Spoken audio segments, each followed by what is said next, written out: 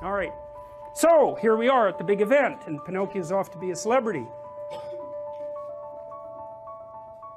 The cricket is watching, and Pinocchio basically, he's got some natural talent because he's a puppet and he doesn't have strings, and he goes on stage with strings, and then he drops the strings and the whole crowd is amazed.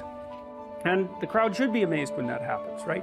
You can imagine when a kid goes to school and shows some independence, people are going to notice that. His peers are going to notice that, the teachers are going to notice that. Maybe it's too much independence even, right? But it's still it is a remarkable thing too. It's so interesting. You know, you can see marked signs of independence in children right from the time they're born, basically, because what's one of the things that's really funny about infants is that when they're crying, you always think, oh, the baby's, well, you're crying, it's baby's sad. It's no.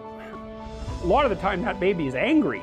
And the way that we know that is because you could do facial expression coding on infants just like on adults, and you can tell what emotion they're expressing. And very frequently, like when the kid starts to recognize his mom explicitly, because he or she knows the smell right away, pretty much in the sound of the voice, but visually, if someone who comes in and it isn't who the baby wants, so generally it isn't mom, the baby will start to cry. But it's not because the baby's sad, generally, it's because it's angry that mom didn't show up. And that's an early sign of will. It's like this kid wants things, like, and it's perfectly willing to tell you about that. And of course, a 2-year-old who's having a temper tantrum is in some sense doing the same thing. It's poorly integrated will and independence, obviously, but it certainly runs contrary to what you want.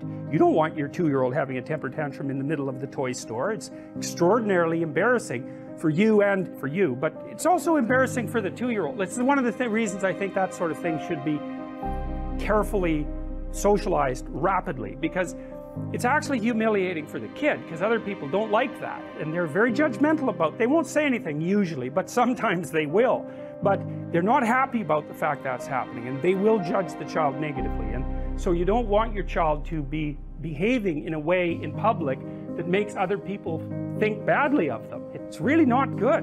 And so part of your job as a parent is to not expose your child to that sort of experience, especially not repeatedly. It's really hard on them.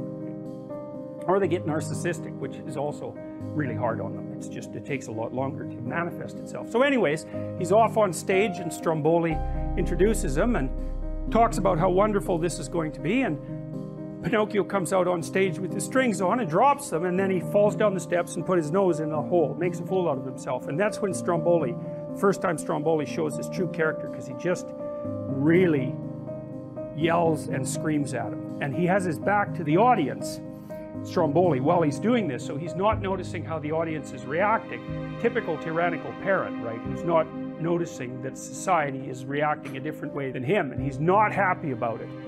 And Pinocchio, of course, is dazed and feels like a fool, and he is a fool, so that's appropriate.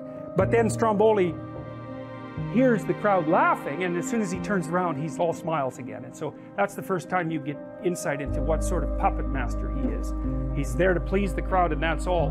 And he's there to look good in public, but fundamentally he's a tyrant. And I guess that's the problem a bit with false celebrity, is that the negative spirit of the crowd becomes your master, right? Because to be a celebrity, you have to be a crowd pleaser. And if you're pleasing the kind of crowd who likes a celebrity like you, and there's not much reason for that, then it's not exactly like you're appealing to the proper side of the crowd, and you've become its puppet one way or another. And maybe it's rewarding you with wealth, perhaps, and with attention, but fundamentally, it's not something I would recommend if you want to stay reasonably psychologically healthy for any reasonable amount of time. You're going to sell yourself out. And I don't mean that in any casual way, you know.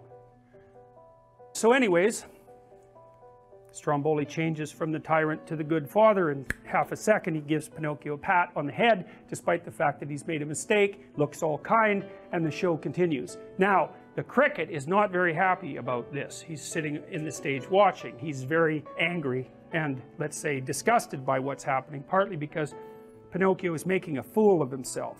Now, that's an interesting thing. Human beings blush.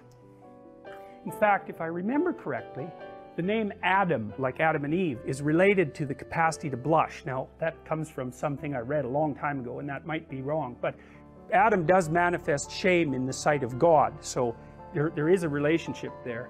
But anyways,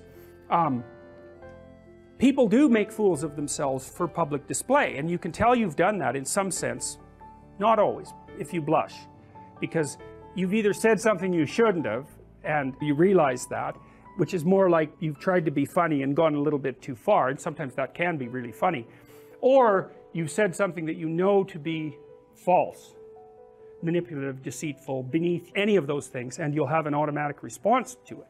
You'll be ashamed and blush. And one theory about that is that you can trust people who blush, and because you know that their conscience will betray them, and so that even if they are lying, they tell you.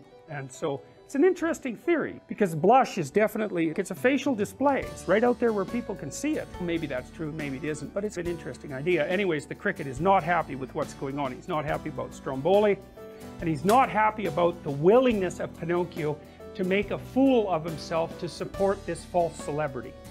And so I actually think that's why the celebrity types like that often get narcissistic and arrogant, because they aren't paying attention to what's happening inside of them. They drown it out because the glory and the money and all that is so attractive and enticing. They don't notice, they refuse to notice what price they're paying for it, and they magnify up their grandiosity and their arrogance to keep that stuff all under control. And then of course they get surrounded by sycophants, which is a really bad thing, right? They get surrounded by people who will tell them exactly what they want to hear. And that's really bad if what you want to hear from other people is not good for you. To surround yourself with people who won't offer you genuine criticism or even genuine reward.